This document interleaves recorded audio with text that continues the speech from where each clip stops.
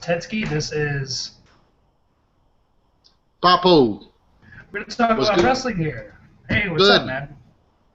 So we got some WWE Payback 2014 to talk about. I have a list of stuff that went on, but I do have a couple of things that I just want to throw out there first. Obligatory CM Punk chants. How do you feel about this? They got to bring him back. He's a major draw. I mean, he's been gone too long, and it's been building up with the crowd, and they're demanding CM Punk to come back. Hands I down.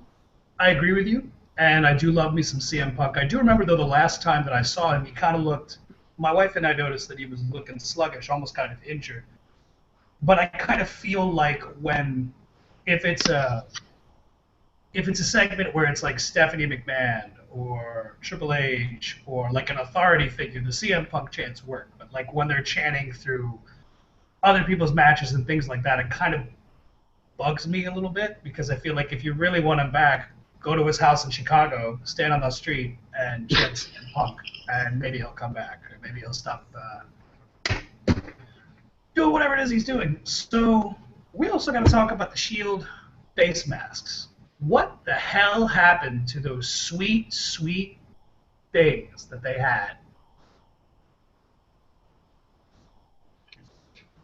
I'm at a loss for words. I have no idea what happened to that dude.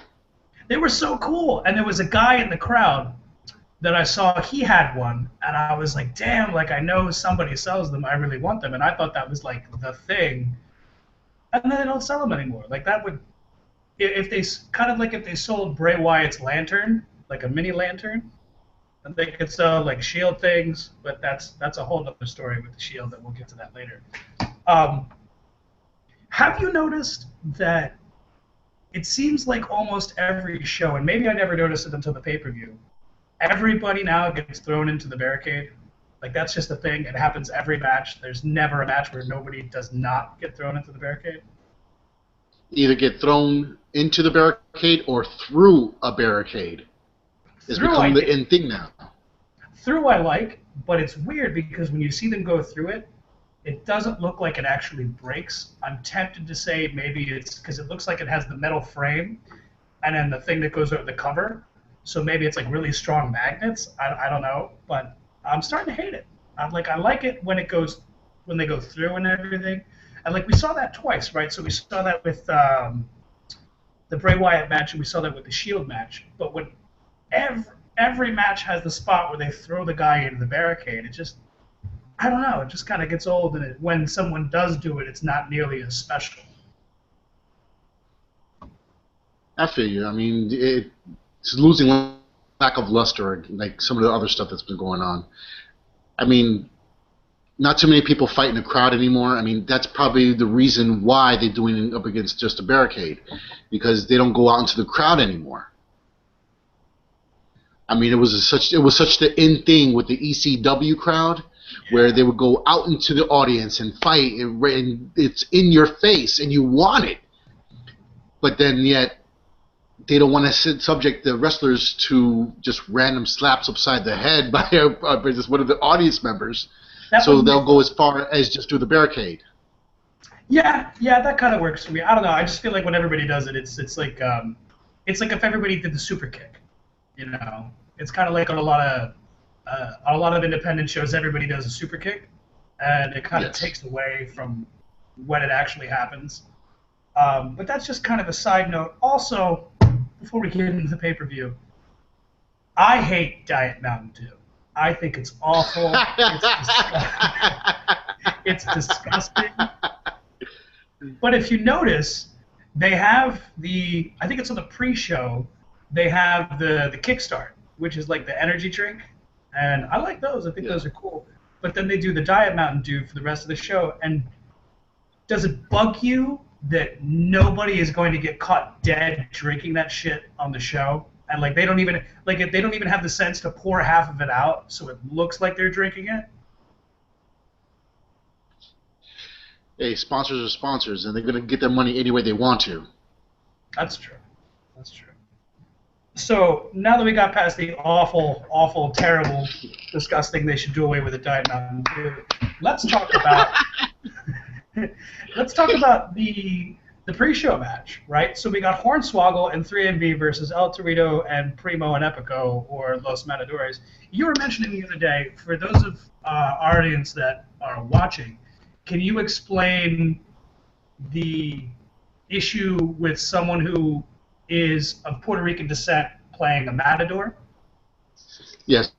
Well, then in the Hispanic community, there's hierarchies, and to call somebody, to call a Puerto Rican a Mexican or a Mexican a Colombian, it's disrespectful. Hmm. And to have two Puerto Ricans dressed up as either Mexicans or Spaniards, I know it's eating away at their soul, but it's their career, and it's their career, and they're gonna do what they have to do to make the money and put on a great show. Yeah, yeah, I get you. See, I don't even really know that much about it. Like, I come from like white bread, so like all of our cultures are kind of like rolled into one. So like it's very shareable. So I didn't even think about that when you mentioned to me that the other day that there's a distinct difference, and that is kind of funny. Also, that kind of plays right into, and I'm just going to take a moment here and diverge for a second. Haku's son, Ming, right? He's Camacho. I didn't know that until like 2 weeks ago, and I'm like, his father's from Tonga, which I'm assuming is like a Pacific island, but he's a Mexican Yes, on TV. Weird, right? that is weird. And you would think with all the second generation wrestlers, they would kind of play up that the badass Ming or King Tonga, whatever you want to call him, is his dad. But on a different note, let's go right into this match. What did you think about Hornswoggle versus El Torito, or 2/3 of El Torito? I think it was clever that he had on a second mask, and let me tell you, it was entertaining. I love midget wrestling, or little people wrestling. It's midget wrestling. No matter how you look at it, it's midget wrestling. It's always been midget wrestling, and I always find it is just hilarious to me. I mean, from Family Guy said it best when he said, "Midgets are God's punchlines." Oh, they're great, and it's So I funny too mean, the because match was when we talk about the midget wrestlers, though, it's kind of weird because you don't want to say midget, you want to say like little person or whatever, but that's probably the least offensive term. And it is a legit term. Like, they've been using midget wrestler now for a long time. So it would be kind of weird to a change it. long But, time. long time. Like, way, way, way back. Yeah, I'm like you. I dig the midget wrestling. I think it's really cool.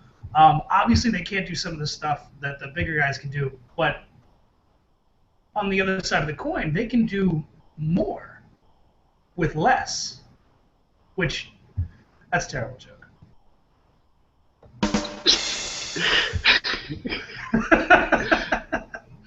But That was awesome. They could do more with less. they can But do they do more put with on a great less. show. They do. They do. Do you get tired of seeing the inclusion of 3MB and the Matadors in this feud?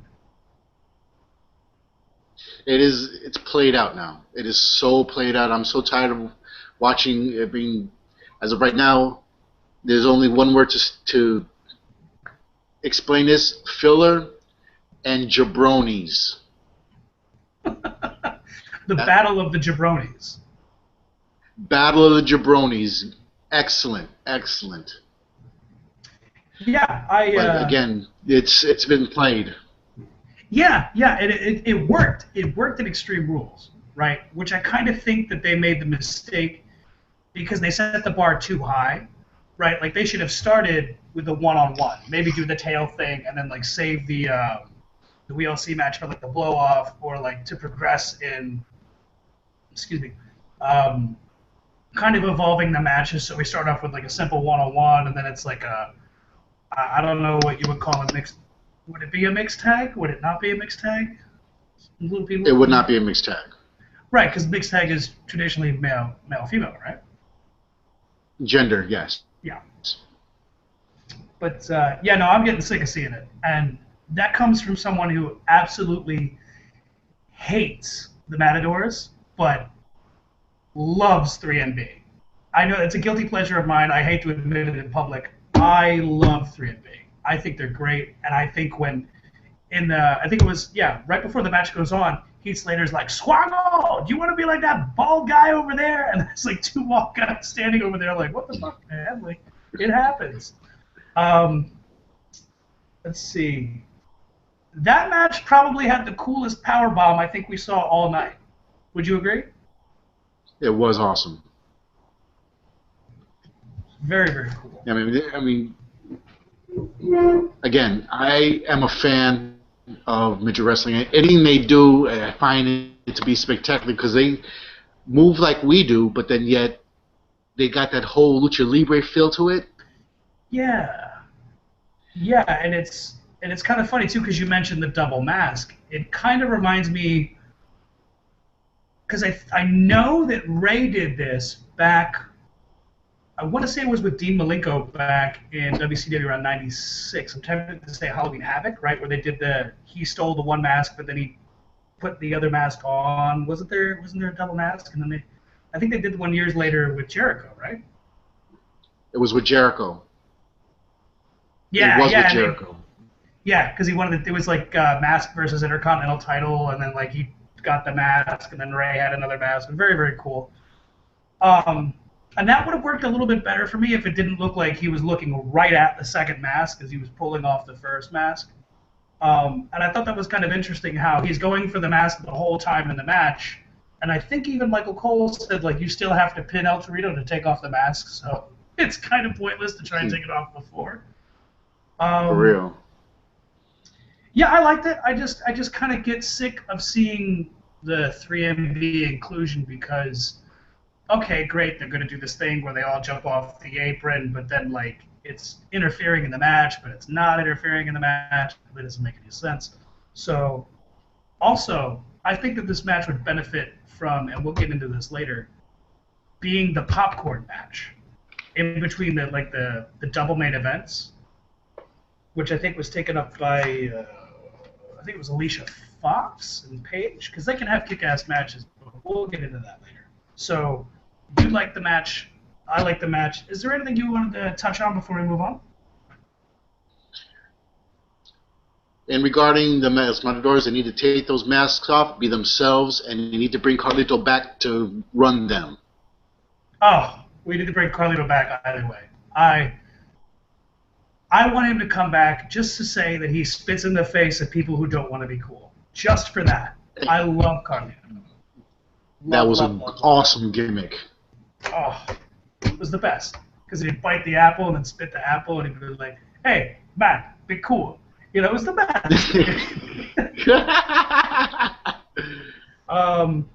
I mean, I don't think anybody really thought that Hornswoggle was going to win this match. That was pretty much a foregone conclusion. Has anyone ever been in a match that you can think of where their hair was put up on the line against someone else's, whatever it was that was not hair, and they didn't lose theirs? Am I phrasing that right? Honestly, I remember a hair versus hair match, but hair versus any other how should I say, I'm at a loss for words, hair versus mask, I don't remember too much into that content, but I do remember hair versus hair, and somebody always lost their hair, so. Right, because hair versus hair, it's kind of equal ground. Yes. Right, it was Lashley and Umaga, right? Tempted to say, like WrestleMania 20-something. But yeah, it was the hair thing was a dead giveaway, and it was a lot of fun. If you caught Hornswoggle on the post-show interviews, which is the new thing they're doing now, hilarious. He's just too funny. The Payback. Yeah, he's like, I've made 2. Yeah, I am a movie star. I made 2 movies. I've been like, oh man, he's Yeah, no, he's great, man. He's really fun, and the more that and it was kind of weird because they wasted him for so many years. Like he was the leprechaun, and then there The was a Leprechaun. long stretch of time where they didn't do anything with him. So he's great. I think the more that they do with him, the better. So long anything, so long as it's not Dancing with the Great Khali. Please, please, no more Dancing with the Great Khali. That was awful. I propose Michael hooks up with Adam Rose and joins his entourage. Oh my God, that would be awesome. And Then could we have Horton? Would you do like a mini bunny? Uh, would you? but you I don't think it cover would his be face. awesome, You just put especially the if they did the.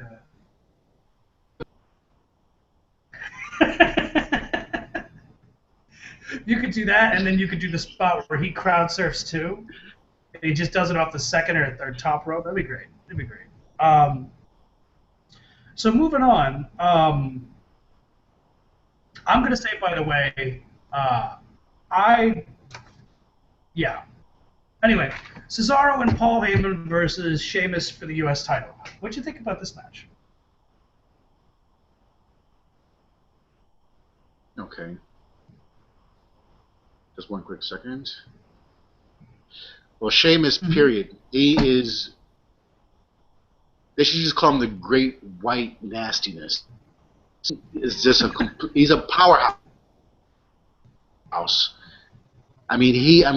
He's deserving of that of heavyweight status. He can go, but Cesaro, let me tell you, I I overheard on Payback that pound for pound, he is the strongest person in the back, and everybody says, everybody's been asked, who is the strongest person? Everybody yells Cesaro, Cesaro, Cesaro, Cesaro. And swing, he does his thing, and let me tell you, it is a performer also. I've seen a little tweaks where he can be perfected on, but that swing is definitely a crowd pleaser. Oh yeah, and he's just all in all just a fucking beast. I mean, there's nothing that guy can't do. Like when he does the suplex from the apron. So you know how like when you watch most suplexes, you can see the other guy takes their arm and they kind of post their weight on the guy's thigh. He does that on the outside to the inside from, I want to say it's the second turnbuckle, and there's no help coming from that other guy. And then when he did it on Sheamus, he kind of almost didn't get him up, but then still did. It was the coolest. It was really super cool. Would you change his theme music? Because I hate it. I love the siren. I just hate everything else that follows it. Well, it's actually growing on me, but he can use a little bit of change. I mean, I would pick something more rock and roll, hardcore, something with like a thrashy sound, Mm. because he is that much of a beast. And it's a shame because I And missed. something to fit his. Go ahead. No, I was just gonna say it's a shame because I really, really dug the other music he was using. I don't even know what languages. I think it was like French and something else, or they were rapping in other languages. I dug that so much, and then it was kind of bittersweet because for so long he was using the We the People music, and that's one of my favorites, the We the People music, and I kind of feel like he's had two good songs, and then now he has like this song, and it's kind of like eh. And maybe it's just going to take me time to get used to. Also, did you notice he's got a shirt, and also on the jacket, they're using the old King of the Ring logo, where it says King of Swing, and it's like the crown. You know what I'm talking about? I didn't notice that. Yeah, go next time you get a chance, go to the WWE shop, and they're selling a shirt, and I think I think it says his name on the front, and it has the logo on the back, and it says King of Swing, but it literally looks like they just stole the image from the old King of the Ring logo. It's pretty bad. But yeah, no, I thought this match was awesome. Can we talk about how much we love Paul Heyman for a second? Go ahead. Go ahead. Take the wheel on this one. All right, so I love Paul Heyman so much for a number of reasons. One, he'll never let me forget that Brock Lesnar broke the Undertaker's undefeated streak. Boo.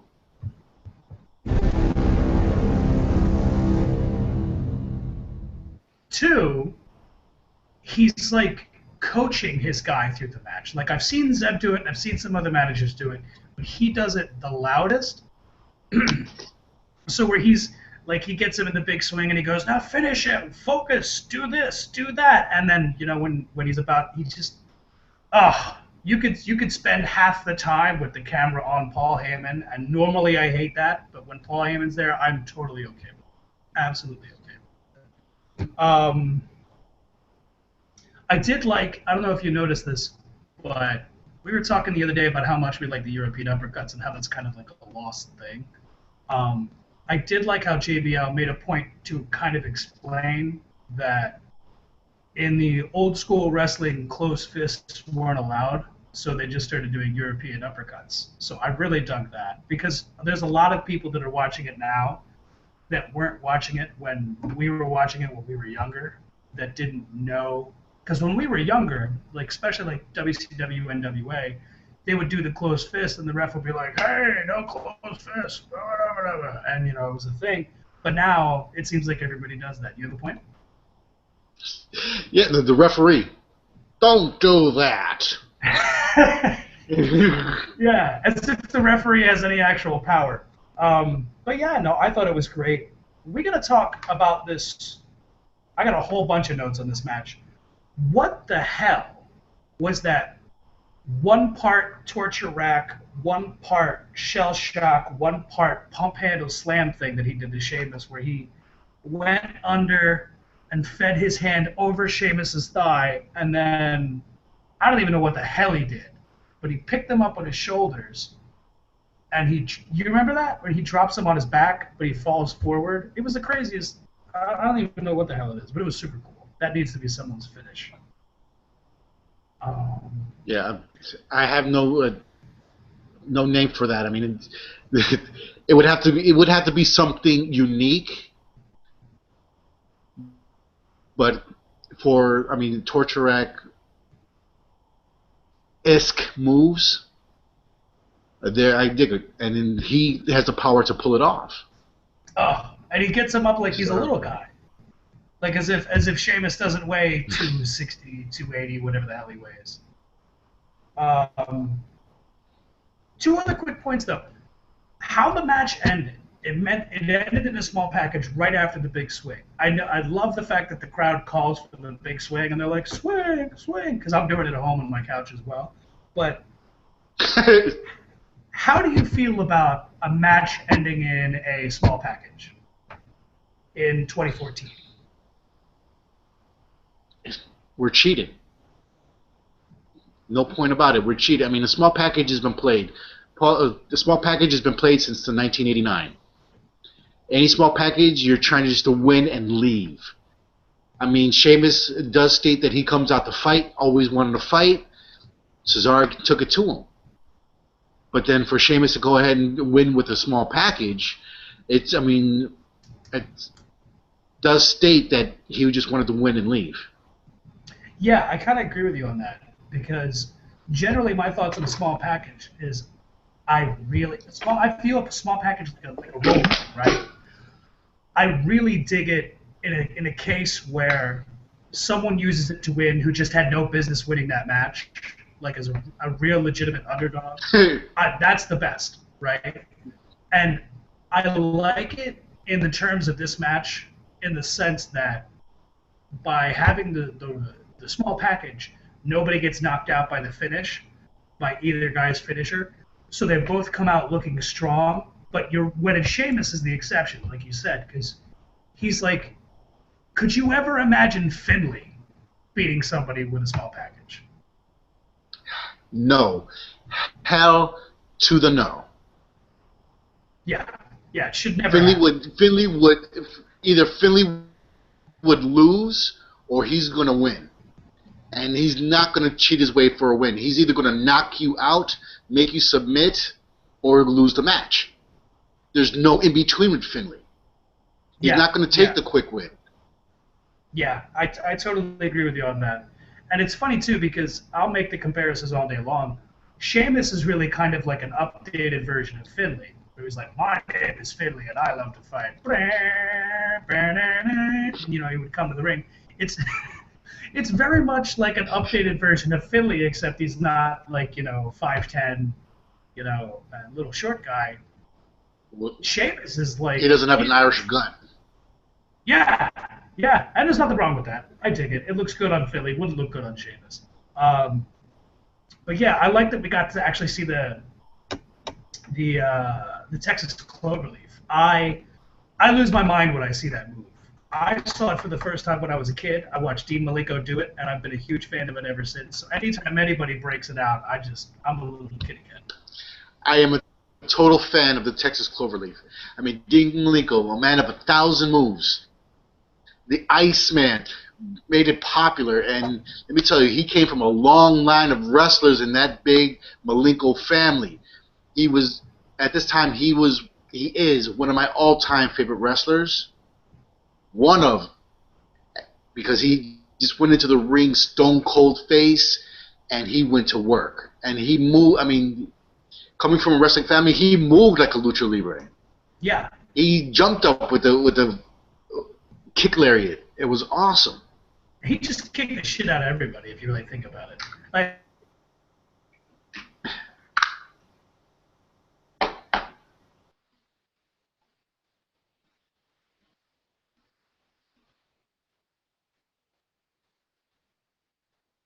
You with me, Mikey?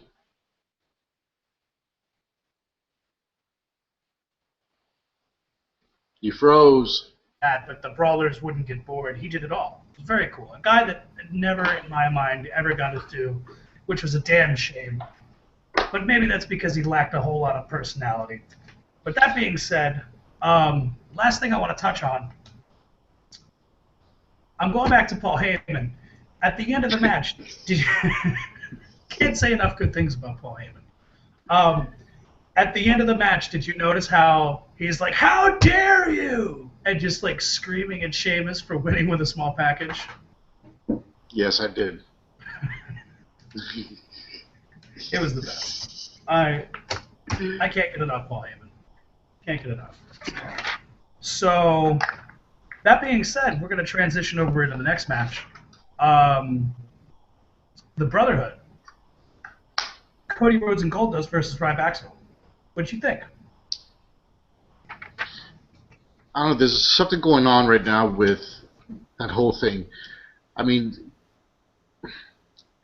Ryback's is straight powerhouse.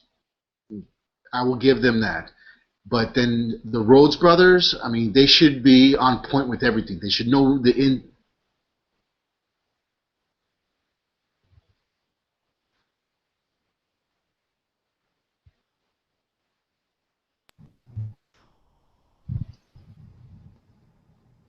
You with me, Mikey?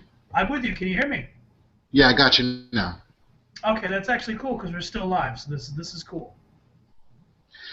Well, the Rhodes brothers should know each other in and out. They should be there and know exactly where they are in the ring, being that they're a second. They should, I mean, but I believe Cody or maybe even Goldust, maybe for some odd reason they're not.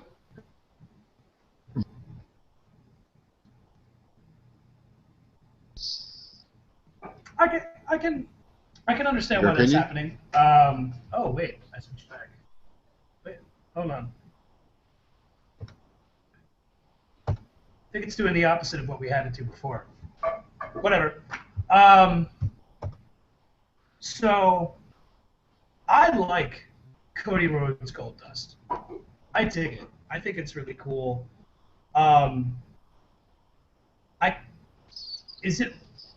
Is it wrong for me to want the mustache to come back for Cody? Yes, it is. He looked like Freddie Mercury. You think so? I thought it was great. I thought it was super cool. Um, He looked like a pedophile with that mustache. yeah, but he was dashing Cody Rhodes. He was a dashing pedophile. That's somehow okay. Wow. A dashing pedophile. Nice choice of words. Thank you. Uh, on your screen, are we switching back and forth between our pictures as well, or is that just on mine? I think it's just on yours because I got you on my screen and I'm in the corner. All right, so my computer is just having a seizure then. Yeah, one of the things that I wanted to talk about was the mashup themes, right? So we have Cody's music and Goldust's music, and then Ryback's music and Curtis Axel's music. What do you think about them? Like, I love them. I think they're super cool. I mean, they did that back during the Attitude Era, like when X-Pac came out with Kane. They would interchange their music together, and I mean, I do see it's very innovative and very clever. But then some musics just don't go together. Kane's music goes with everybody's Yeah. because you can always start off and all of a sudden you hear that dong. But I mean, again, it is innovative, and I like it. I like it too. Do you think that Cody's jacket wearing has rubbed off on Goldust? Because I've noticed that Cody's always rocked that long jacket, almost kind of like an Assassin's Creed jacket, and now Goldust has one too. Is Goldust not I, better than he's ever been?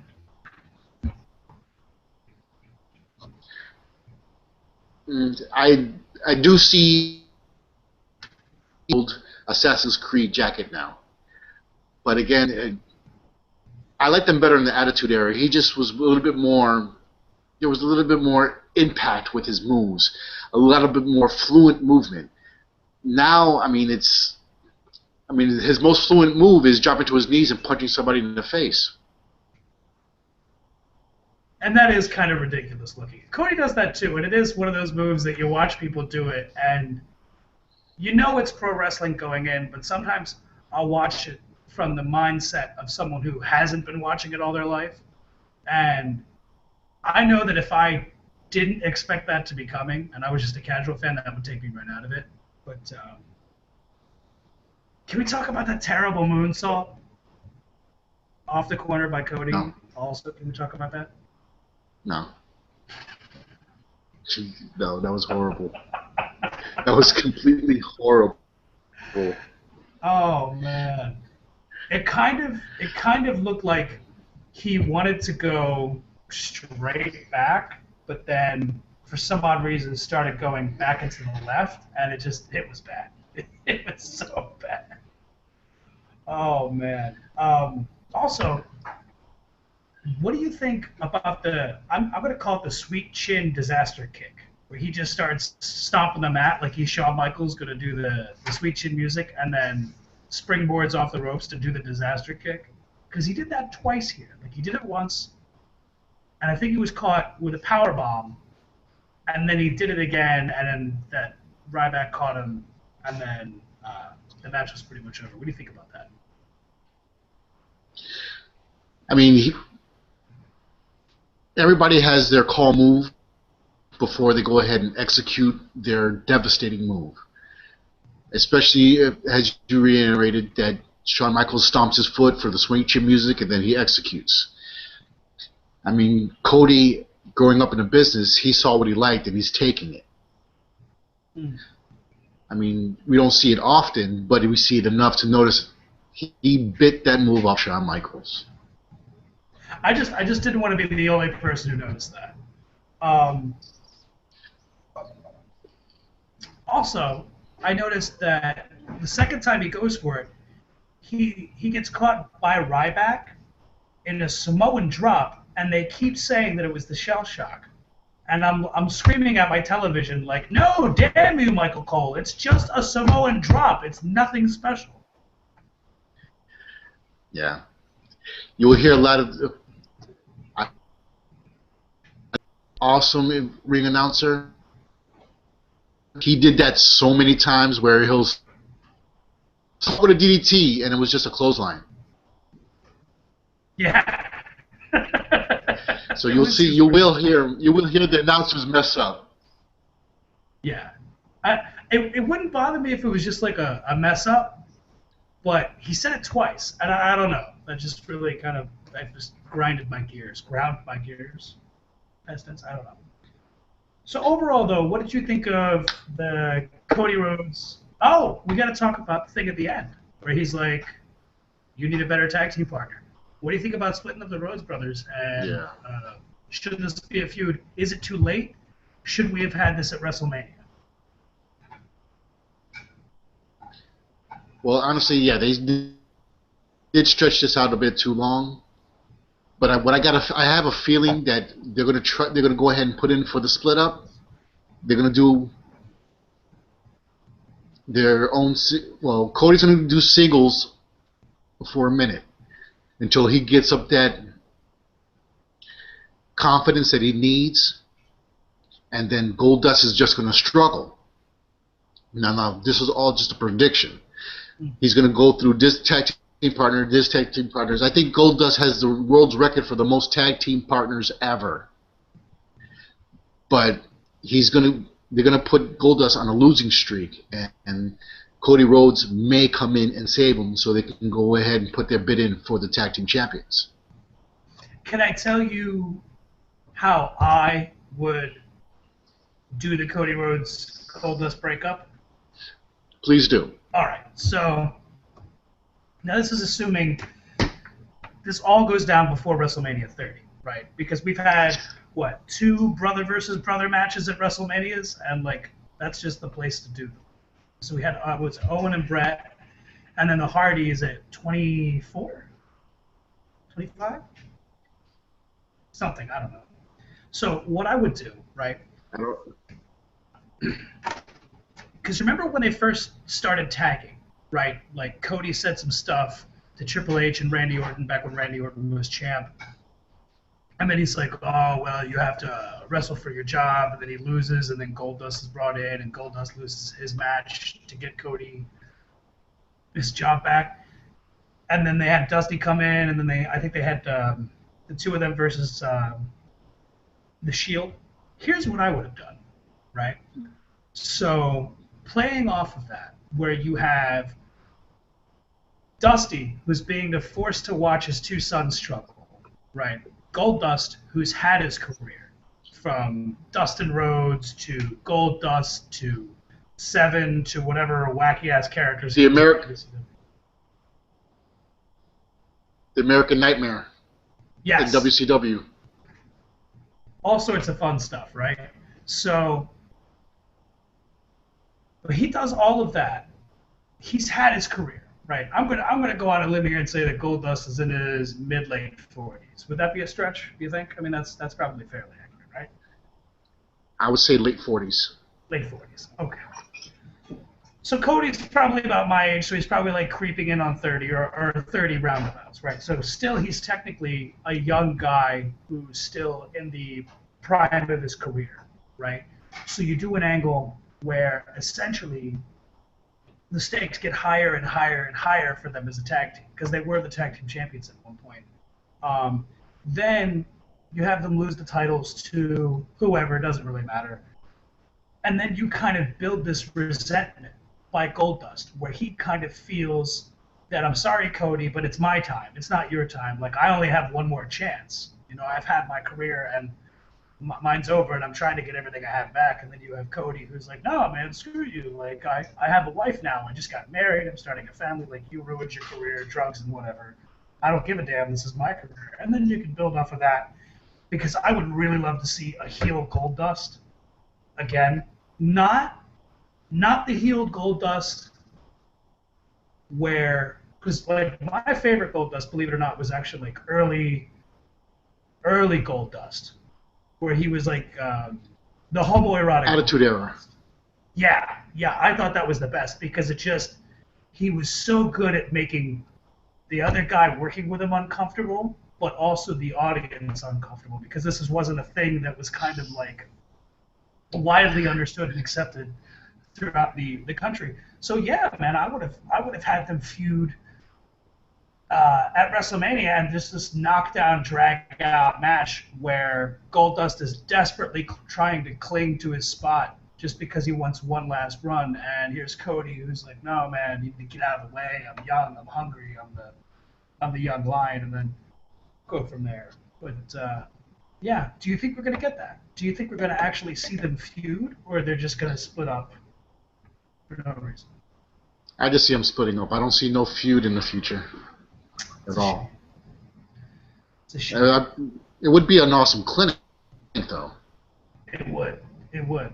Because they both have a really cool move set. Like the move that Goldust is doing now, I think it's called a rolling Yoshi tonic, where it's kind of like a sunset flip with the momentum that carries over into a power bomb. It's one of my favorite moves. It's right up there with who's the guy that used to wrestle on TNA that did the Canadian Destroyer? P.D. Williams, right? B.D. Williams? P.D. Williams. You said, yeah, I think so. I mean, he had a move that was similar, but it was like that, but it was kind of like a pile driver. But anyway, yeah, I love Goldust. I love Cody. I want to see them feud. I don't know if we're gonna get it, but yeah, I'd love to see it. Anything else? It would be definitely an awesome match. Ah, it would be killer, and WrestleMania would be the perfect place to have that because then you could build this brother versus brother, and then you could have Dusty kind of torn. You know, does he choose his son, who his relationship has kind of been screwed up with over the years, and does he try to mend that bridge and help this son, or does he try to help the young son who's getting his life or who's just starting his career? I mean, he's been around for a few years, but really just starting to come in to his career. I think it would be awesome. I think it would be awesome. I think it would be because we know that WWE has, bar none, the best video packages of anybody, and that could easily be a very emotional 3-5 minute video package and something that people get behind, you know? Oh, yeah. And one up, have Dusty Rhodes be the special guest referee. Oh, that would be great, because then he has to choose. Take my money. I want it. Take my money right now. Plus, maybe we Here's can a steal, blank check elbow. to both brothers from Oh. Dusty. Oh, yeah. That'd be fantastic. So, did you have anything else you wanted to talk about before we move on to the next one? Let's go. Let's move on. All right, so we got Rusev versus Big E. I'm going to be honest here. I really don't like Rusev. I don't see what everybody sees in him, but I like some of the things that they're doing with the character. Like, for starters, I hate that in 2013 we're still doing he's from another country. How dare he fly another country's flag. Like, I'm super patriotic, but I kind of feel that's some 80s Cold War shit, and really, really don't need to be doing that. Although it's weird. You know what it is? I feel like I'm waiting for Hacksaw Duggan to just run down and hit him and say, oh, tough guy. You know, I don't think that works in 2014.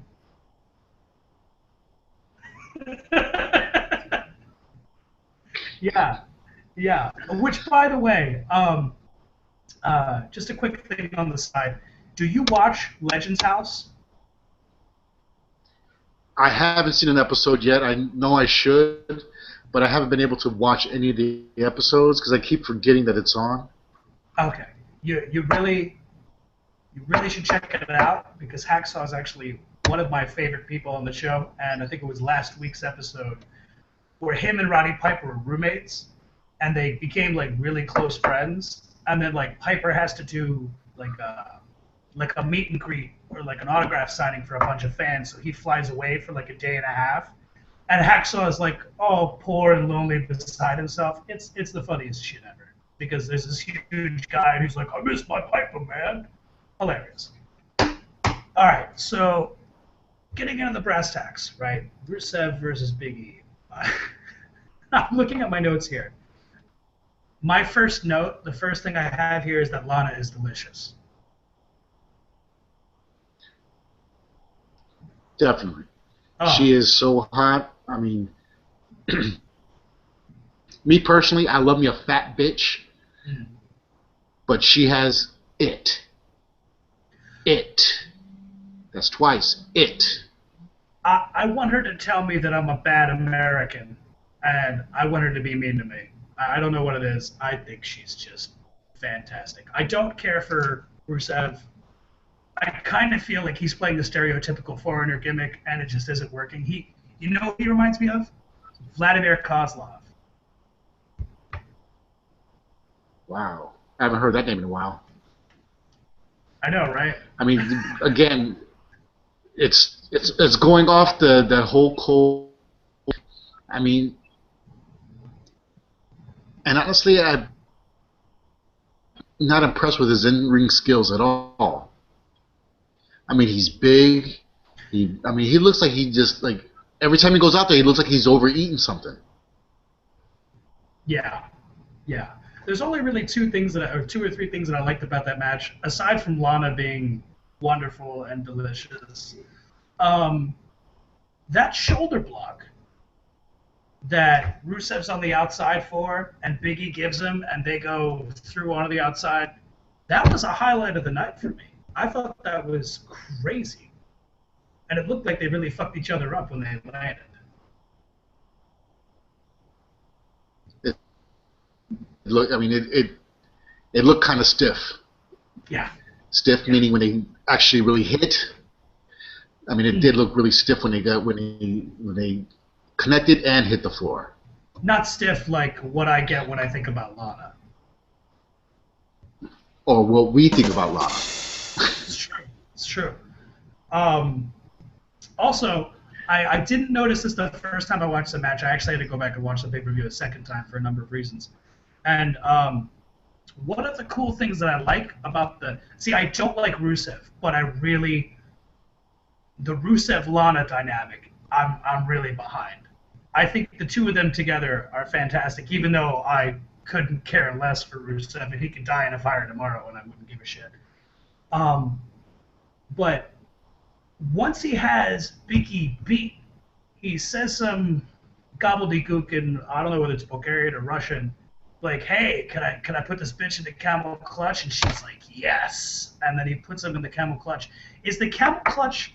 Because we're talking about old school moves, right? We talk about the big swing, how much I'm a huge mark for it. I'm assuming you're a huge mark for it. Is the camel clutch? Is that a viable move in 2014? I mean, we know it's legitimately painful on the real, but is that something that people get into watching this year? Me personally, I feel it's feasible. I mean, because it's a real wrestling move. It's not a gimmick move. Like, I mean, I love the big swing, but honestly, realistically speaking, it's not going to do much damage.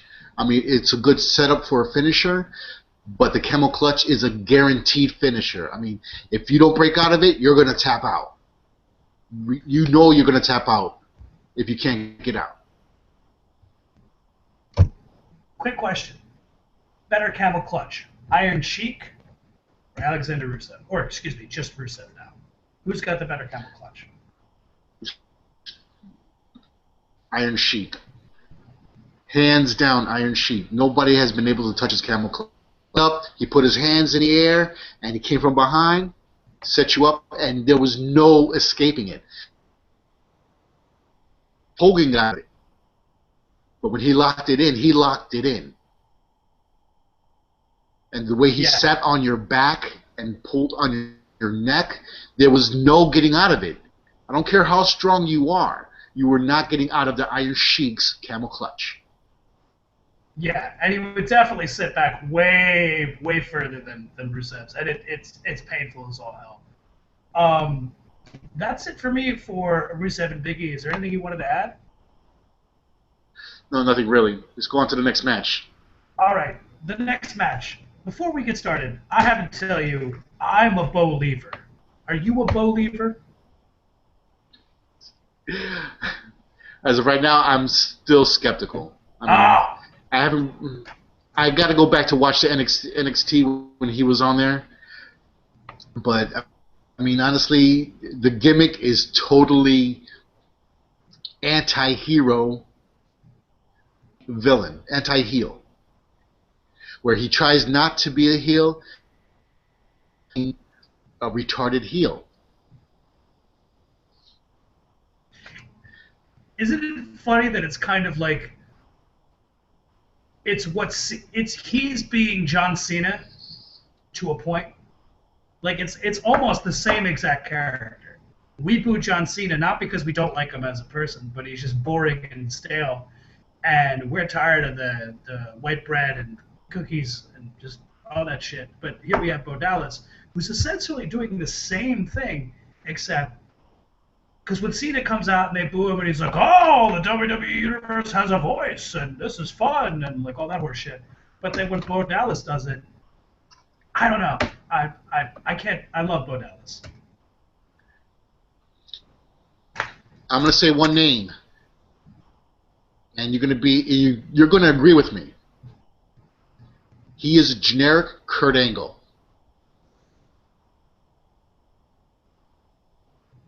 Yeah, yeah, yeah, yeah.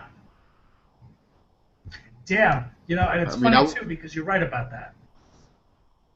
You're dead on. But I think though he's not going to waste the rest of his life in TNA wrestling in front of 10 people. So hopefully, um, but in all seriousness, no, I take it. Did you know, by the way, he's the son of IRS and he's the nephew of Barry Windham, also the brother of Bray wow, I did not Wyatt. know that. Because I've been going back Bret and Wyatt's watching. brother? Yeah, yeah. And you can see it in the cheekbones the next time you see the camera zoom in. But because I've been going back and watching a lot of old school NWA, WCW Clash of the Champions type shit, and he watching Bo Dallas is almost like watching a carbon copy of like a young Barry Windham. Doesn't quite look like him, but if you watch them wrestle, it's very, very similar. I got to talk about how much I hate Kane, though. I I love Glenn Jacobs, the guy who plays Kane. Right? I think he's a wonderful human being. I think he has very interesting uh, stances on a lot of and that's just politics. His politics are interesting. Um, I hate the Demon Kane, whether it's the Big Red Machine, the Big Red Monster, the Devil's Favorite Demon, whatever, mask, no mask, corporate Kane. I'm down for all of those guys. I'm down for all of those. I hate Demon Kane only because they're trying to sell the idea that he's this suddenly. He was wearing a suit 2 months ago, but now he's a monster. But he's wearing the same shit he wore 4 months ago. Like if we could just get him a different mask and a different outfit, I'd be okay with it. But just because he's literally wearing the same thing he was wearing when he was in Team Hell No, I can't buy into it. Your thoughts? I agree totally. I mean, right now the demon is played. He needs something new, some new tights, a new mask. I mean, if he was gonna go corporate and then now go demon, he can't. I mean, he can't regress. You got to progress. He's got to come out with something a little bit more flashier, something that's going to scare the shit out of you. Yeah. Yeah. So when he gets into the ring, you're going to be intimidated. But they're going to put him into an outfit where he got beat by Daniel Bryant. Hey, listen. Kane is the tag team champions. Touche. Or was the tag team champions. More. By the way, he does, and I miss anybody going out and saying that I'm the tag team champions. I thought that was great. I miss the Hell No Kane. Yeah, I don't really have much to say here other than I kind of wish that because the bell rang, the match was about to start, Kane shows up, the bell rings again, they don't say that the match has been DQ'd. You kind of think that Kofi's an idiot for staying in the ring. And I don't know about you, but I wanted Bo to come back in the ring and pin Kofi. Yeah. Well, what you gonna do? I mean, they were already. It would have showed just a little bit more heel if he would have went into the ring and pinned him. But the match was already DQ'd, so he didn't even have to.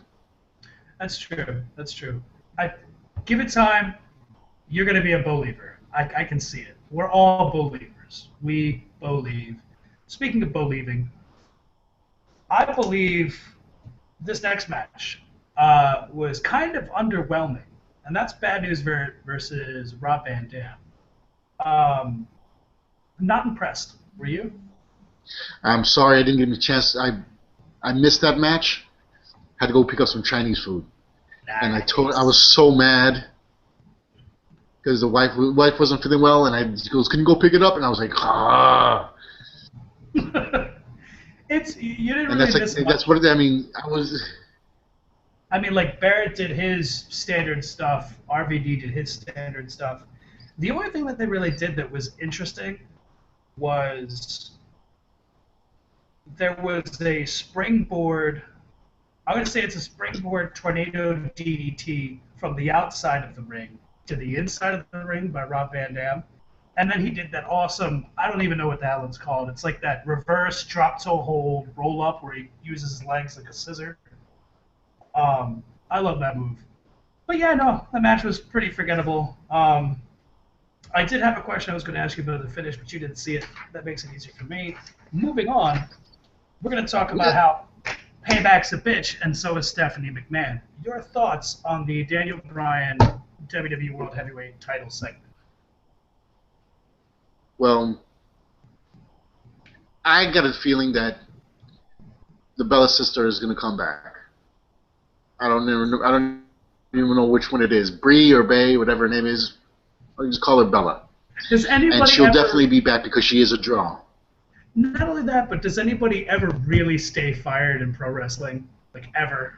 It's like someone retiring. Like the only person that's ever stuck to that was Shawn Michaels, and like he's the one exception.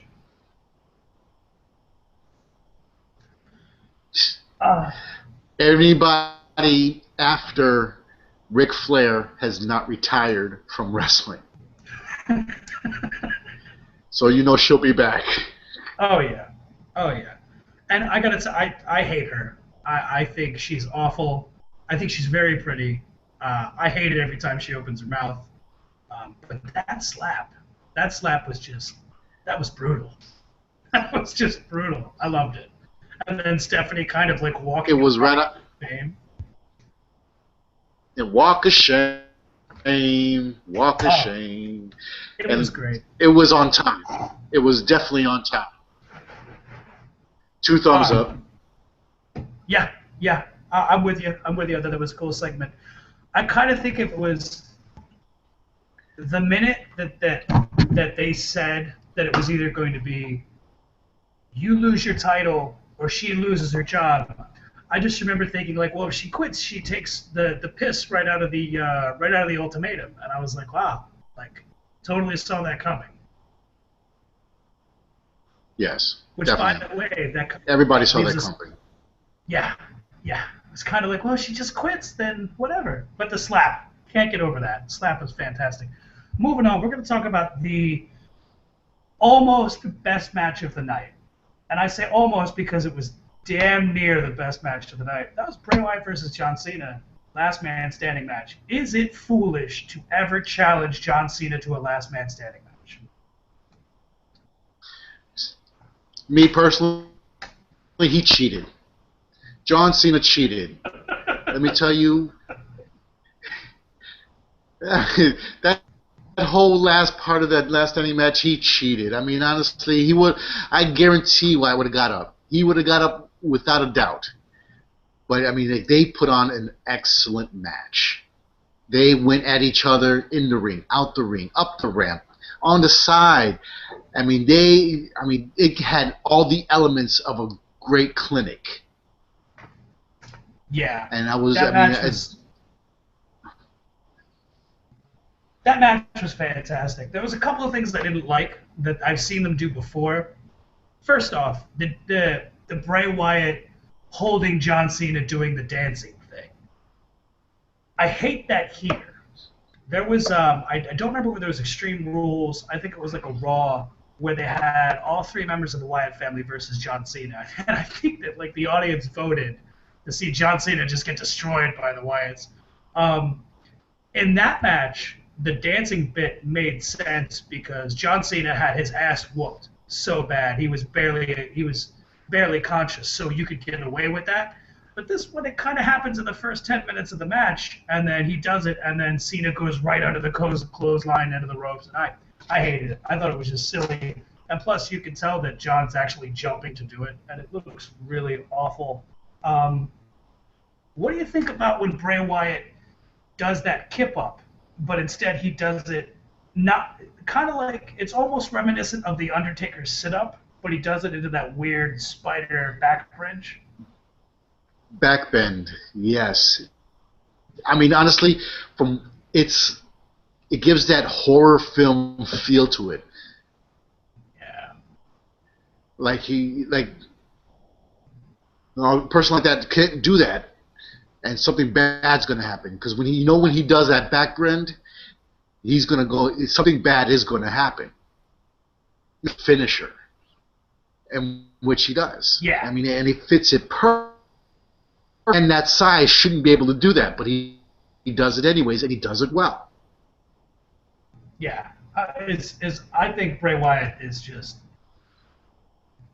I actually can't say enough about him. I think everybody in the Wyatt family is great, with the exception of the guy that wears the sheet mask. I think he's awful. Um, I do like that he does the thing where he guys gets the guy by the head and puts his fists in the guy's temples. But moving on from that, though, I thought this match was awesome. I liked the inclusion of the Usos. Um, Oh yes.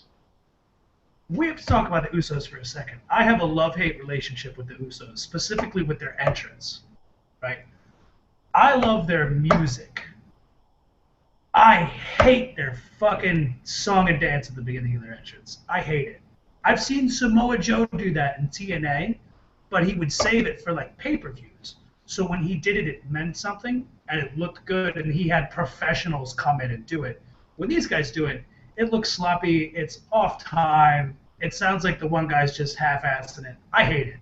But I love that they came out, um, and I thought it was weird how they came out to help, and then like both the Usos and the Wyatts like disappeared for like another 10 minutes, and then like the Wyatts showed up, and then the Usos took another 5 minutes to show up, and then they had those cool table spots. I'm not going to get into all of them, but yeah, I do think John Cena cheated at the end of that match, but it was pretty fucking cool.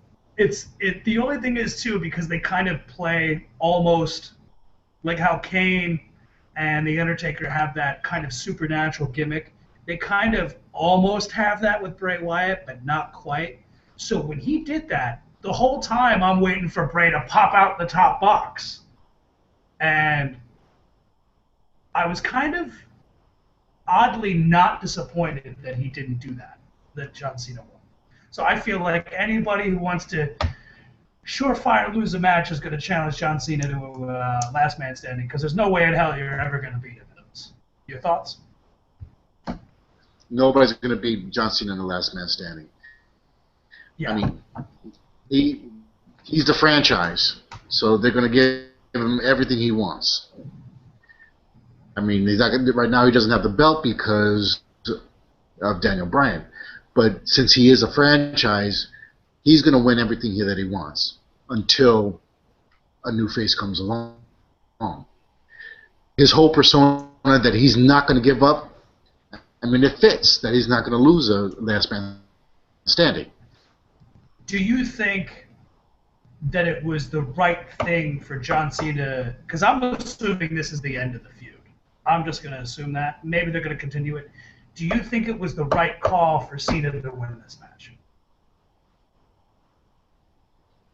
Well, if it, for an end to a feud, the just the the quintessential fairy tale, in which we're all looking for. But honestly, I don't want this feud to end. I really don't, because I'm digging them getting into Cena's head. Me, I'm going with the Wyatts on this one. I would like them to keep on torturing John Cena. Yeah, and I'm with you every step of the way here. Normally, I would say that anybody who feuds with John Cena is just going to commit career suicide. Because feuding with John Cena isn't really good for many people. It's good for a few, but a lot of guys that aren't top guys, like have been on top for years, they feud with John Cena. They just, I mean, all I have to say is one word: Nexus. That's all I have to say about that. But That was awesome. That was awesome. yeah, I agree with you that if we're gonna have an end to the feud, the good guy has to ride off into the sunset. You know, he's got to beat the bad guy. He's got to get the girl. You know, everybody goes home happy. Because otherwise, why are you paying to watch this shit? But personally, I agree with you. I don't want the feud to be over because I feel like if it ends now, then it's just been a forgettable. Because if what they're trying to do is get into Cena's head and bring out the monster, we kind of haven't seen that yet. And I want to see that because more than anything, I want some more dimension, some more layers to Cena's character because he is white bread as fuck. He couldn't be any more boring if he tried.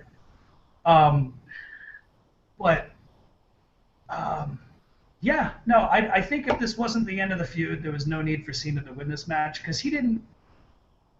Because if you think about it too, Bray cheated at Extreme Rules. Like he had that little kid, you know, got the whole. Which, by the way, I hate that song. I hope he never sings it again. Pick a new song. That's just the same old shit. That's getting really tired of me. And I love Bray Wyatt.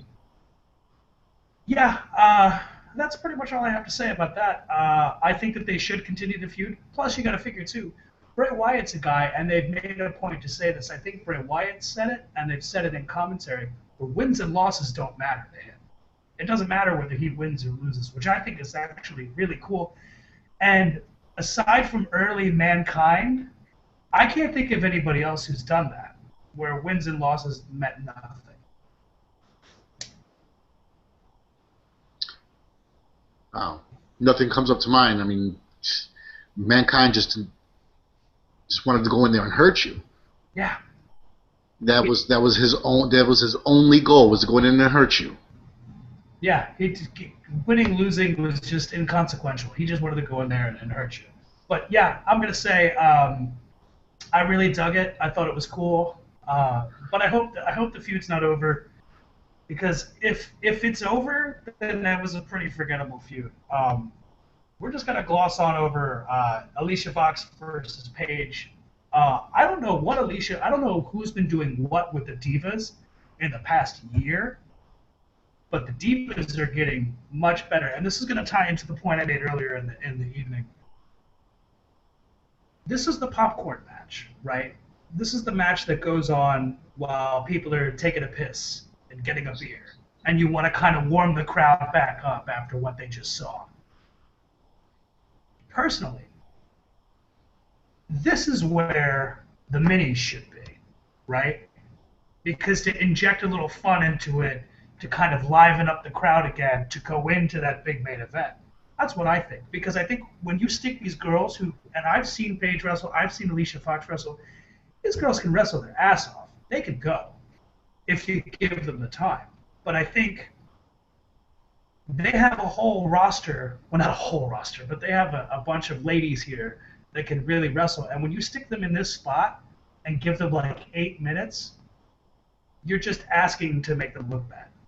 Like that's why people don't like Divas wrestling. I mean, do you agree with that?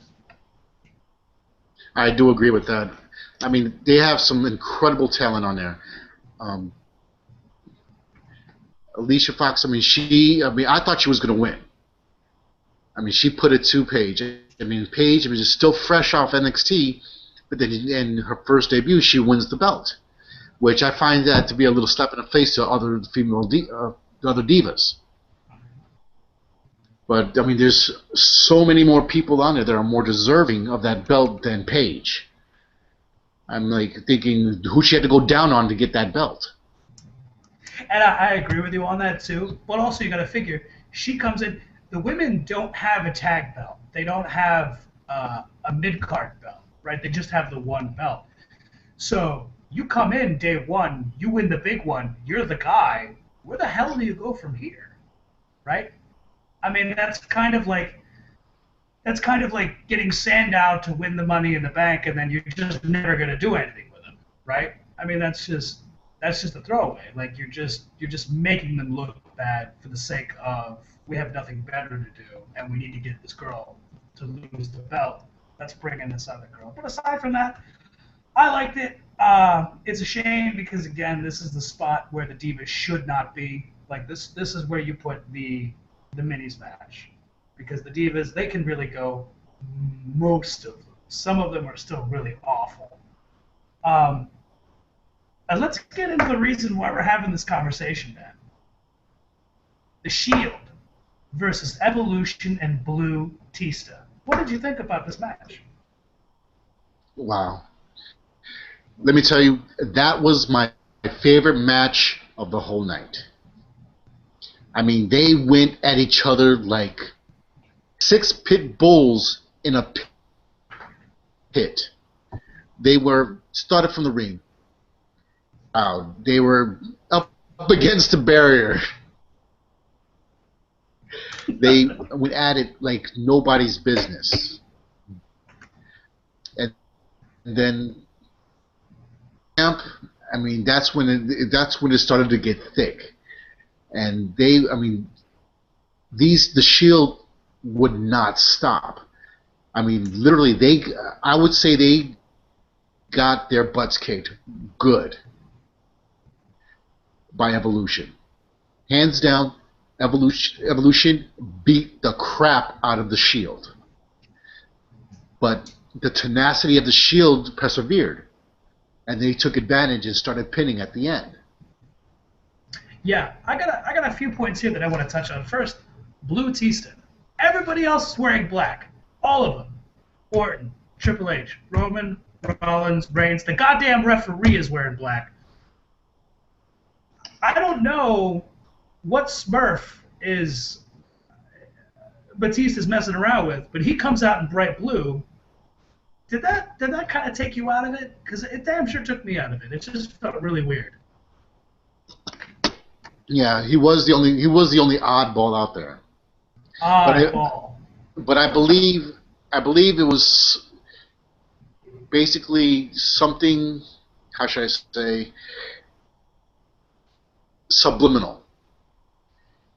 Because everybody knows that he's going to go out. He's supposed to be doing a movie.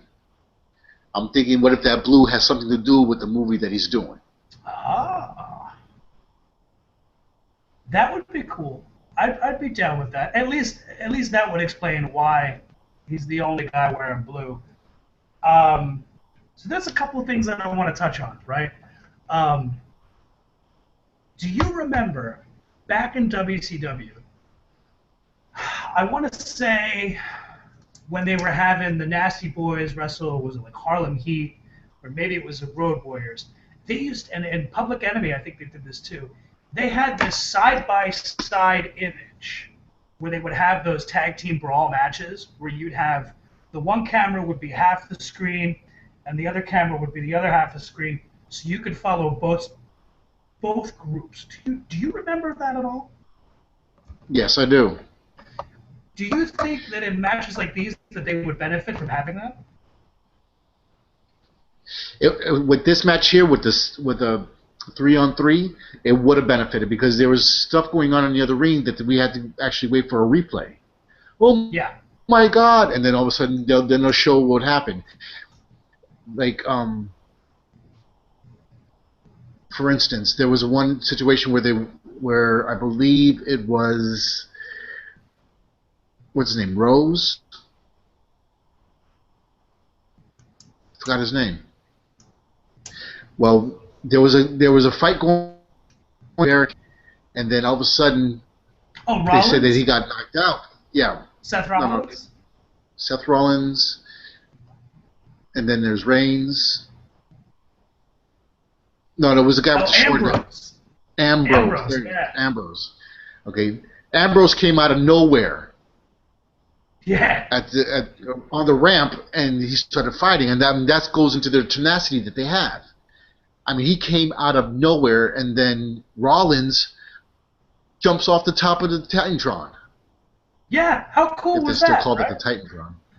Why not? I mean, where did he come from? I mean, there was no way to see that. He just come up like a ninja and jumped on everybody. Yeah, and this kind of ties into what I was talking about. They told a story here, right? And this is what I'm taking away from this, and I want to know what you think about this.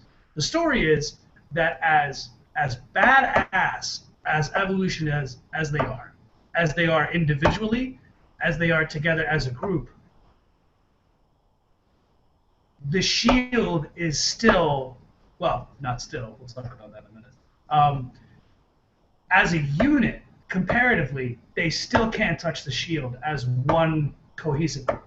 So although the Evolution may have, there's 31 world titles there amongst the three of them, but as a group, they're nowhere near the level that the solidarity that the Shield has. And it's almost like that they kind of threw away their own victory had they, at that moment where they had to beat, had they rolled them back into the ring and pinned them, that would have been over. But I also want to talk about a little-known movie starring Roman Reigns. It's called The Passion of the Roman Reigns. What did you think about that? Was that uncomfortable for you to watch? No. I honestly, for his singles run, they're right now what they're doing is molding him into being a world heavyweight champion. He's got the look. Yeah. He's got the in-ring skills. He's got the mic talent. He is out of all three of those, I guarantee that he will hold that heavyweight gold. Yeah, I think there's without question, too. I love all three members of the Shield for different reasons. I agree with you. I think they're putting him there because it's funny because when they were doing it, I counted.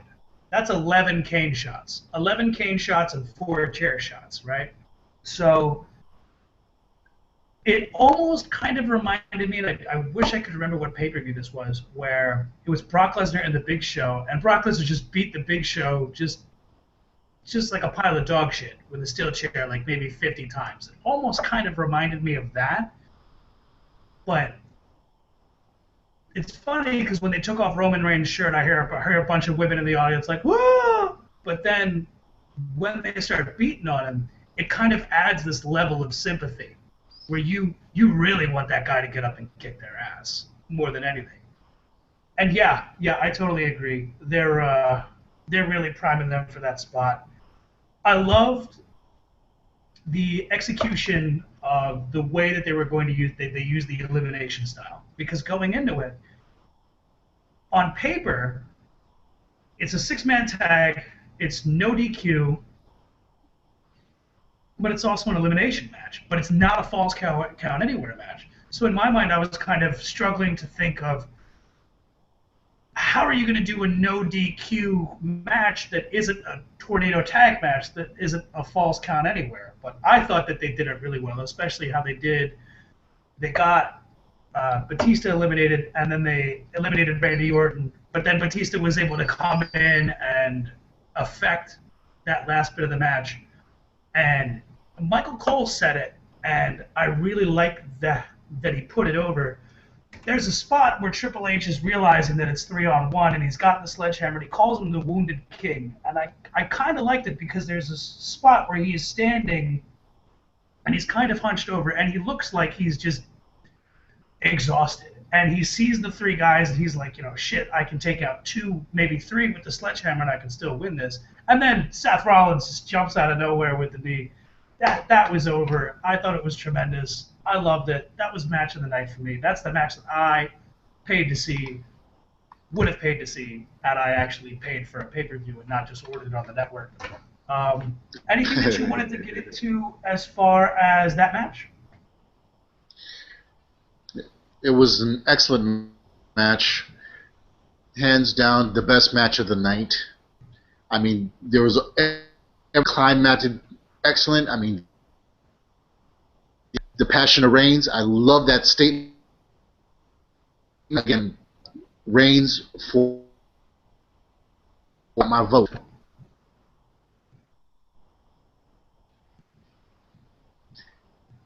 Yeah, And I yeah, love that I'm with you Superman on that. punch too. It is awesome. Oh, isn't it though? And is there anybody that sells the Superman punch better than Batista? Say whatever you want to say about Batista, but when he takes that Superman punch, it looks like he just got knocked the fuck out. Like the way he falls is perfect. Like how he Yes, I puts his mean head honestly, forward and he lets his arms come out. Ah, that's great. he definitely sold it pretty well. But again, well, Batista, I'm not really a fan of Batista. I mean, MMA. I saw his match against an overweight, unfit guy, which I believe that was also cheating. Honestly, Batista is a horrible in-ring performer. Horrible. I mean, he's just big, and that's all he's selling right now. Well, he's gone. Now he's off to do Guardians of the Galaxy, which I can't wait to see. That looks like a very fun movie. I don't want to plug its movie because I think everybody else has seen the ads for it. Did you have time to just kind of walk through Raw, or did you want to save this for another night? Because I have no idea how long we've been doing this for. And we've been on here for quite a while, but I think we should talk about another show. We can go ahead and do so because again, emailed you as soon as I was able to about, and if you want to, Yeah. if you probably do it whenever you want. You know what? I want to touch on that now, but it's funny when you sent me the email, I was busy, so I didn't have time to actually read it. So when I read it, I totally misunderstood the email. And I thought you said, because again, like I just saw, like I flashed on my screen before I had to keep going, and it flashes up on my screen, and I thought that you were saying, because you said M. Night Shyamalan Ding Dong, so I I thought you were saying that he was a guest host, and there was going to be a twist, and I was like, that's stupid. But then I had a chance to read it again a few hours later, and I was like, oh, I'm an idiot. But yeah, let's get into that. Um, Real quick, though, I want to touch on something else that's going to affect that. Daniel Bryan champion situation. If he's back by payback, Jesus Christ. If he's back by Money in the Bank, he's going to face Kane in a stretcher match, which I heard stories from the places I hear things from, that was supposed to be a Buried Alive match, which I was super stoked for because I haven't seen a Buried Alive match in forever, and I don't know about you, but my wife has never seen a Buried Alive match, so I was praying that that was going to happen so I could be like, look, honey, they're going to bury a guy on TV. It's going to be great. If not, they're going to have the Money in the Bank for the title. Real quick, what do you think about that? Well, I would prefer the Buried Alive match. It's been a while since we've seen one, and a stretcher match. It's getting blasé. It's kind of lame, right? So I mean, I would prefer. Yes, it is very lame. It's played and lame. It's planed. Lame, done. So, but a buried alive match would fit Kane's persona, but I mean, again, it would also it also plays to his attributes, giving Kane the upper hand for him to take that belt. Which would make sense because that's all they ever wanted to do was stack the odds against Daniel Bryan. I agree with you. I think that would be a way better scenario. Let's talk about the twist of all goddamn twists. This is bittersweet for me. So, Seth Rollins just sold out his boys, right? Just turned on his brothers. And when you told me that there was going to be a twist, I'm watching it, and my wife's sitting next to me, and the three of them are in the ring, and they're talking about it, and they're like comparing the difference between them and Evolution and the reason why they won. And something interesting took place, which was kind of telling for me, and I realized something weird was about to happen. Plus, because it was like at the end of the show, and I hadn't seen any twists before that. They did a thing where Seth had said that the reason why they beat them is because Evolution were like three strangers. They weren't tight like the Shield, and then immediately,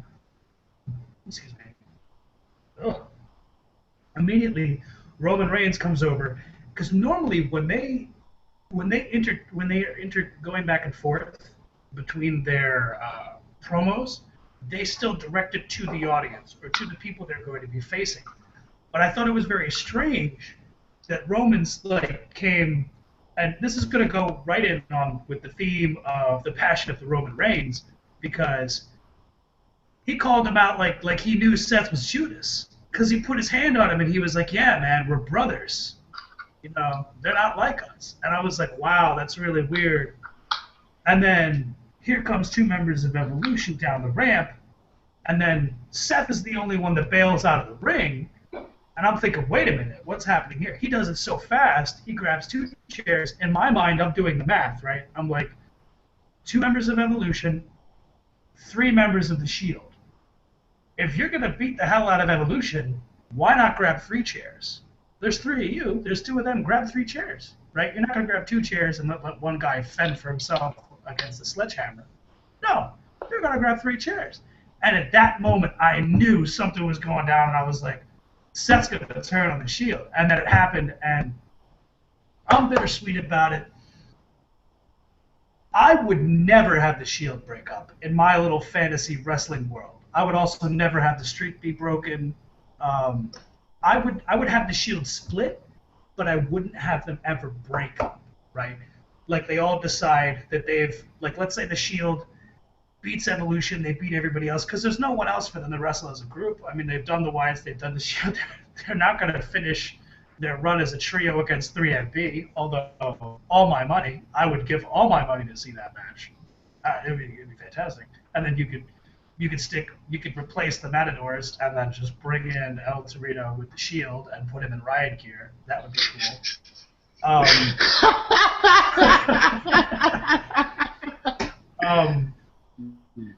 But so with the split, see, I would have them split and then just realize like, hey guys, you know, we've done everything we wanted to do as a unit. We're all going to go our separate ways. So that way you kind of leave the idea of the Shield on the table. So that way, let's say Ambrose gets jumped by this guy and that guy, and the rest of them can come to the aid, and then they can be the Shield again, kind of like what they did with DX in later years, where they kind of came back to being DX again for a while, and they were on again, off again, on again, off again, kind of like that.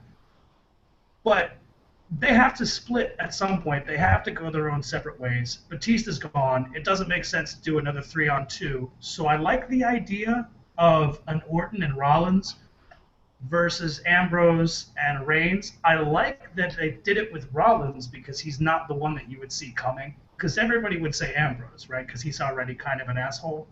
So, yes. And they've booked Rollins as the architect. In my fantasy world, I want to believe that Rollins is like going deep undercover, but I'm sure that's not what's happening. That would be an awesome twist, even. It would, but I don't know if that would work in 2014. I mean, it's not like Hulk Hogan sending the Booty Man into the Dungeon of Doom. I don't know if that's gonna pan out that way. Not that anyone should ever talk about the Booty Man or the Zodiac or Ed Leslie, whatever that terrible wrestler's name is. What do you think about this whole Shield deal? But I like that idea. I mean, a double cross. That would be, I mean, bittersweet. But again, I foresee Reigns going solo, going through the singles bracket. Ambrose, he's already had a run with the U.S. champion, and he technically did not lose the belt due to how many people were at that match. He never defended the belt. Like, they did a show where Rollins was like, Dean, it was right when they were teasing the breakup, and he was like, Roman, you're a hunky guy, and you got the Superman punch. Dean, you're the best damn U.S. champion I've ever seen. And like, he had that belt for like a year, and maybe defended it 3 times, maybe, and that's including the Battle Royal. Oh, too much, man, too much. Well, I mean, again, I foresee them going in the singles, and again, Reigns is going to be the World Heavyweight Champion. Oh, yeah. I mean, as of right now, I mean, I really haven't seen him do much single action, but again, he does have excellent in-ring skills, and he does know how to sell everything. Plus, he has the look. He's a pretty man. Yeah. And he has the mic skills needed. Yeah. Because when he tells Orton to get out here because I'm going to break your jaw, you believe it. You're like, he's serious. For real. Plus, he's got really nice hair. And I see, you know what's funny? I see all 3 of them at some point being world champions. Like when you look at all 3, right? I had thought from the get-go, what are they going to do when these guys break up, right? Because in my mind, it's like, okay, Ambrose is obviously going to be a heel, and I love Dean Ambrose. I love them all equally. And I think he's fun. But so like, okay, yeah, he's going to be the standout bad guy. That's obvious. Roman Reigns is going to be the standout good guy. He's hunky. He's a big guy. He's got the look. He is everything that the WWE wants when they're looking for someone. He's the perfect package. He's got the look. He's big. He's got the personality. Oh, and he comes from the, friggin' Samoan wrestling legacy family, the Anoa'i, Rikishi, Fatu, Umaga, Snuka, The Rock. all of them. They all come from this kind of like weird wrestling royalty that everybody forgets about. But Seth Rollins was the only one that I was iffy on because I never knew, although the other 2 I knew, okay, this guy's going to be a bad guy, this guy's going to be a good guy. Rollins, I never quite figured it out. And I thought that either he was going to be like a boring good guy or a really scummy bad guy. And I think he's doing the scummy thing really well because even though I know it's pro wrestling, if I was there, I would have thrown garbage at him. And I don't think that happens anymore in wrestling. I would have been like, throw like a drink at him. It was good. They got me. Any thoughts before we go, Papa? Not at this time, Ted. I mean, overall, I will fully admit right now that I'm definitely on Reigns' side for world champion, and he will get there. But as of right now, with the Shield, that's going to lead into one hell of a storyline that I cannot wait to see. Yeah, I'm with you on that. Well, ladies and gentlemen, that's Papo. I'm Tetsky. We'd like to thank you for watching. You guys can't stay here, but you got to go home. Have a good night, everybody. Drive safe. God bless.